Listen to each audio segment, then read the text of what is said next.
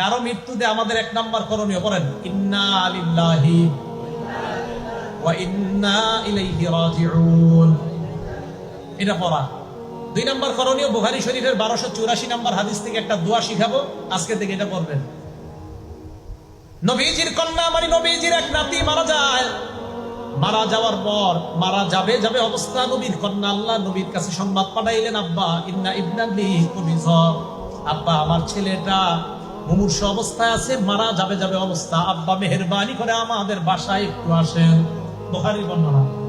নবীজি জবাব পাঠায়া দিলেন, যাও আমার কন্যাকে সালাম দিবা, সালাম দিয়ে বলবা, পড়েন ইন্না লিল্লাহ, ইন্না টান দিয়ে না, বলেন ইন্না লিল্লাহ মা আখাযা ওয়া লাহু মা আ'তা, আবার ইন্না লিল্লাহ মা আখাযা, যেটা নিয়ে যায় এটাও আল্লাহর, বলেন যেটা রেখে দেয় এটাও আল্লাহ।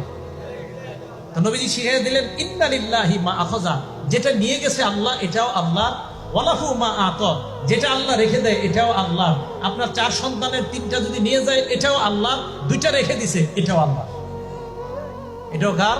আল্লাহ। ওয়া কুল্লু শাইইন ইনদাহু বিআজালিন মুসাম্মা, আল্লাহর কাছে প্রত্যেকটা জিনিসের একটা নির্ধারিত সময় আছে, ওই সময় আসলে তোমার সন্তান চলে যাবে, এটা আল্লাহর ফয়সালা।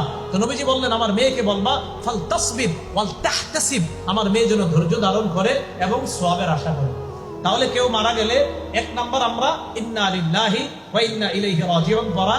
2 নাম্বার কেউ মারা গেলে আমরা বলা ইন্না লিল্লাহি মা আখাযা ওয়া লাহু মা আ'তা ওয়া কুল্লু শাইইন ইনদাহু বিআজালিন মুসাম্মা, যদি পারেন আর কি এটা পড়া।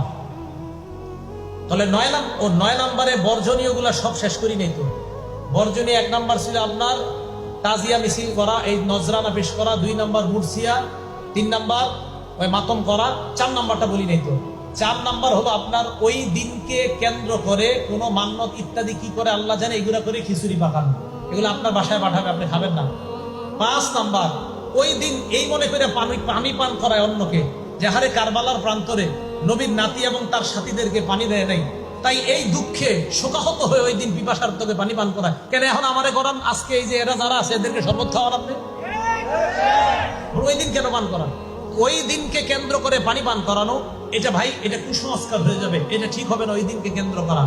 6 নাম্বার বাচ্চাদেরকে সন্তানদেরকে খালি পায়ে রাস্তায় ছেড়ে দেওয়া বরকতের আশায়, আল্লাহ জানে এটা কোত্থেকে আসছে নিয়ম। 7 নাম্বার এই দিন কেন্দ্র করে ঢোল তবলা ইত্যাদি 1 থেকে 10ই মুহররম পর্যন্ত পিটানো হয়, এটা নিষেধ, এটা জায়েজ নাই। একটা হাদিস মনে রাখবেন সারা জীবন, নাসিরউদ্দিন আলবানী রহমাতুল্লাহ আলাইহি আনছে হাদিসটা, as-সিলসিলাতুস সহিহা 427 নম্বর হাদিস। এই হাদিসের মধ্যে আসছে রাসূল আকরাম সাল্লাল্লাহু আলাইহি সাল্লাম বলেন সুলতানে মালউনান, বাংলাটা আমার সাথে বলেন, বলেন 2টি আওয়াজ অভিশপ্ত, আবার বলেন 2টি আওয়াজ অভিশপ্ত। এবার 1 নাম্বার বলি, বাংলাটা পরে বলবেন। 1 নাম্বার সৌত মিজমারিন ইনদা নি'মা, বলেন কোন খুশিতে বলেন কোন খুশিতে বাদ্যযন্ত্রের আওয়াজ। তাহলে বিয়ের পার্টিতে ঢোল তবলা ডেক সেট বাজানো, গায়ে হলুদের পার্টিতে ডেক সেট বাজানো, এই আনন্দে এটা বাজানো মানে শয়তানের আওয়াজ, অভিশপ্ত আওয়াজ আপনার বাসায় চলতেছে, আর এই অভিশপ্ত আওয়াজের মাধ্যমে আপনার মেয়েটাকে আরেকজনের হাতে তুলে দিল, এটা অভিশপ্ত আওয়াজ। আপনার বাসায় বিয়েকে কেন্দ্র করে যে ডেক সেট চলে, ক্যাসেট চলে, এটা অভিশপ্ত আওয়াজ। তাহলে একটা পাইলাম। 2 ওয়াসসাউতু